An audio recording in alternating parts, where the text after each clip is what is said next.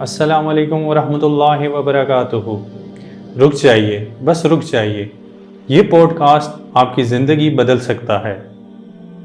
آج کا سوال، جب آپ نماز نہیں پڑھتے تو کیا آپ مسلمان ہیں یا نہیں؟ تکلیف ہوئی یہ بات سن کر؟ تو آج جو میں آپ کو بتانے جا رہا ہوں وہ دراصل میں نہیں، اللہ کی کتاب اور نبی کریم صلی اللہ علیہ وآلہ وسلم کے فرمان ہیں۔ رسول کریم صلی اللہ علیہ وآلہ وسلم نے فرمایا، مسلمان اور کافر میں فرق کر دینے والی چیز نماز ہے۔ وہ شرک نہیں ہے، وہ زکوٰۃ نہیں ہے، وہ روزہ نہیں ہے، وہ نماز ہے۔ قرآن اٹھائیے، اقیموا الصلاۃ، نماز قائم کرو، یہ لفظ 80 سے زائد مرتبہ آیا ہے، 80 سے زائد مرتبہ۔ سورہ بقرہ میں اللہ تعالیٰ فرماتے ہیں، وَأَقِیمُوا الصَّلَاةَ وَآتُوا الزَّکَاةَ وَارْکَعُوا مَعَ الرَّاکِعِینَ، نماز قائم کرو، زکوٰۃ دو اور رکوع کرنے والوں کے ساتھ رکوع کرو۔ ایک اور جگہ پر اللہ سبحانہ و تعالیٰ فرماتے ہیں سورہ المومنون میں، قد افلح المؤمنون الذین هم فی صلاتہم خاشعون، کامیاب ہو گئے وہ مومنین جو اپنی نمازوں میں خشوع میں رہتے ہیں۔ آگے چلیے، نبی کریم صلی اللہ علیہ وآلہ وسلم نے فرمایا، جس نے عصر کی نماز چھوڑ دی اس کا سارا عمل برباد ہو گیا۔ جس نے عصر کی نماز چھوڑ دی اس کا سارا عمل برباد ہو گیا۔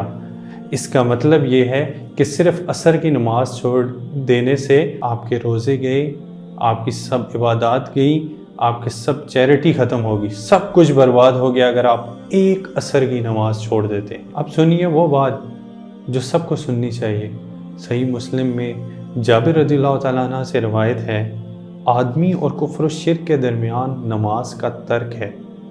اور عبداللہ ابن بریدہ رضی اللہ تعالیٰ عنہ اپنے والد سے روایت کرتے ہیں، ہماری اور کافروں کے درمیان جو عہد ہے وہ نماز ہے، جس نے اس کو ترک کر دیا اس نے کفر کیا۔ سوچئے اس دن کو جب آپ اللہ سبحانہ و تعالیٰ کے سامنے کھڑے ہوں گے اور اللہ سبحانہ و تعالیٰ آپ سے کیا فرمائیں گے؟ نبی کریم صلی اللہ علیہ وآلہ وسلم نے فرمایا، ابو ہریرہ رضی اللہ تعالیٰ عنہ سے روایت ہے، قیامت کے دن بندے سے سب سے پہلے اس کی نماز کا سوال کیا جائے گا۔ پہلا سوال نماز ہے، روزہ نہیں ہے۔ یہاں پر بھی جس کی نماز کامیاب ہے، پہلے سوال اگر کامیاب ہوگا تو باقی سب کامیاب ہوں گے۔ اگر پہلا سوال برباد ہو گیا تو باقی سب چیزیں جو ہیں وہ برباد ہو جائیں گی۔ آگے چلیے، معراج کی رات نبی کریم صلی اللہ علیہ وآلہ وسلم نے کیا دیکھا؟ سمورہ بن جندب رضی اللہ تعالیٰ عنہ سے روایت ہے، رسول کریم صلی اللہ علیہ وآلہ وسلم نے ایک خواب میں دیکھا، ایک شخص لیٹا ہوا تھا اور دوسرا شخص اس کے سر پر پتھر لیے کھڑا تھا۔ وہ اس پتھر سے اس کے سر پر مارتا تو سر پھٹ جاتا تھا، پتھر دور جا گرتا، پھر وہ پتھر کے پیچھے جاتا اور واپس لے آتا۔ جب تک وہ واپس آتا سر ٹھیک ہو چکا ہوتا تھا، پھر وہ دوبارہ وہی کرتا۔ نبی کریم صلی اللہ علیہ وآلہ وسلم نے یہ دیکھا تو پوچھا کہ یہ کون ہے؟ حضرت جبرائیل علیہ السلام نے فرمایا، جس کا سر پتھر سے توڑا جا رہا تھا وہ ایک شخص تھا جس کو قرآن دیا گیا تھا، لیکن وہ سو جاتا تھا اور فرض نمازوں کو چھوڑ دیتا تھا اور قرآن پر عمل نہیں کرتا تھا۔ دیکھیے، قرآن یاد کیا ہوا تھا لیکن فرض نمازوں کو چھوڑ دیتا تھا۔ آج اگر آپ معاشرے میں نظر دہرائیں تو آپ کو معاشرے میں اتنی بے روی کیوں نظر آئے گی؟ اتنا ظلم کیوں نظر آئے گا؟ اس کی اصل وجہ یہ ہے کہ ہم نے اپنی قرآن کو اپنی پیٹھ کے پیچھے کر دیا ہے اور ہم اپنی نمازوں سے غافل ہیں، ہم نمازوں سے بہت دور جا چکے ہیں۔ سورہ المدثر میں اللہ تعالیٰ فرماتے ہیں، ما سألکم فی سقر قالوا لم نک من المصلین، جہنمیوں سے پہلا سوال کیا ہوگا؟ کس چیز نے تمہیں جہنم میں ڈالا؟ کہیں گے ہم نمازیوں میں سے نہیں تھے۔ پہلا جواب، ہم نمازیوں میں سے نہیں تھے۔ جہنم میں بھی جو پہلا سوال کیا جا رہا ہے وہ بھی نماز کے بارے میں، کہ آپ یہاں پہ کس وجہ سے آئے؟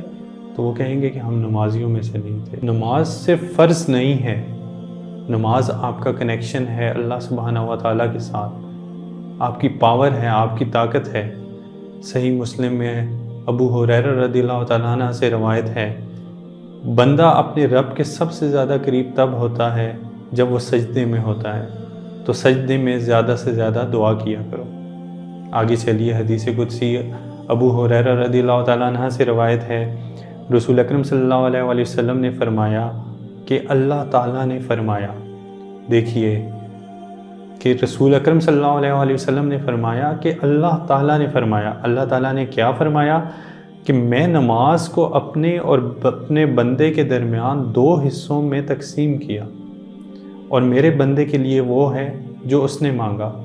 اب آگے دیکھیں کہ جب آپ نماز پڑھنا سٹارٹ کرتے ہیں تو جب آپ آیت پڑھتے ہیں الحمدللہ رب العالمین، جب بندہ پڑھتا ہے الحمدللہ رب العالمین، تو اللہ تعالیٰ فرماتے ہیں میرے بندے نے میری حمد کی۔ جب بندہ کہتا ہے الرحمن الرحیم، تو اللہ تعالیٰ فرماتے ہیں میرے بندے نے میری تعریف کی۔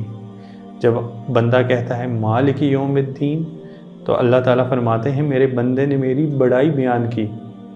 جب بندہ کہتا ہے ایاک نعبد و ایاک نستعین، تو اللہ تعالیٰ فرماتے ہیں یہ میرے اور میرے بندے کے درمیان ہے، اور میرے بندے کے لیے وہ ہے جو اس نے مانگا۔ آگے چلیے، جب بندہ کہتا ہے اہدنا الصراط المستقیم صراط الذین انعمت علیہم غیر المغضوب علیہم ولا الضالین، اللہ تعالیٰ فرماتا ہے یہ میرے بندے کے لیے ہے، اور میرے بندے کے لیے وہ ہے جو اس نے مانگا۔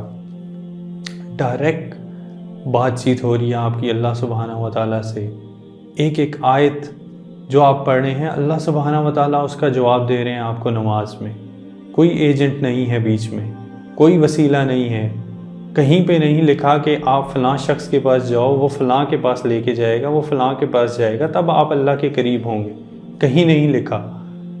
ڈائریکٹ آ رہا ہے کہ آپ نماز پڑھو، نماز میں اللہ سبحانہ و تعالیٰ آپ سے ہم کلام ہوتے ہیں۔ بتانے والے نبی کریم صلی اللہ علیہ وآلہ وسلم، اور کیا بتا رہے ہیں کہ اللہ تعالیٰ نے فرمایا۔ جب اللہ تعالیٰ آپ سے یہ پیاری باتیں کر رہے ہیں تو ہمیں جب ہم ان نمازوں سے غافل ہیں تو ہمیں اس کے بارے میں علم نہیں ہوتا۔ آپ دیکھیے کہ نماز مومن کی معراج ہے، ہم بچپن سے سنتے آئے ہیں، کیسے معراج ہے؟ آپ سمجھیے اس بات کو۔ روزہ زمین پہ فرض ہوا، حج زمین پہ فرض ہوئی، نماز کی شان کو دیکھیں کہ سدرۃ المنتہا پر جب نبی کریم صلی اللہ علیہ وآلہ وسلم کے وہاں پر جو ہے وہ نماز فرض ہوئی۔ بخاری شریف میں حدیث ہے اللہ نے نماز سدرۃ المنتہا پر دی 7 آسمانوں کے اوپر، کیونکہ ہر نماز میں آپ کو معراج ہے، ہر نماز میں آپ اللہ کے قریب ہوتے ہیں، آپ اللہ سے ہم کلام ہوتے ہیں۔ تو دیکھیے، ہم نے نماز کو فور گرانٹیڈ نہیں لینا، ہم نے نماز کی اصل کو پہچاننا ہے، اصل کو سمجھنا ہے، اور نماز بھی سمجھ کے پڑھنی ہے۔ اب سوال یہ ہے کہ جب آپ معاشرے میں کسی سے کہتے ہیں کہ آپ نماز کیوں نہیں پڑھتے، تو ہمیں سننے کو کیا ملتا ہے؟ میں گنہگار ہوں، اس طرح کے ایکسکیوزز ملتے ہیں۔ تو سنیے، نبی کریم صلی اللہ علیہ وآلہ وسلم نے اس کے بارے میں کیا فرمایا؟ تم سب گنہگار ہو، اور بہترین گنہگار وہ ہیں جو توبہ کرتے ہیں۔ آگے چلیے، نبی کریم صلی اللہ علیہ وآلہ وسلم نے کیا فرمایا؟ اگر تمہارے گھر کے دروازے پر دریا ہو اور دن میں 5 بار نہاؤ، کیا کوئی میل بچے گا؟ صحابہ نے کہا نہیں، کچھ نہیں بچے گا۔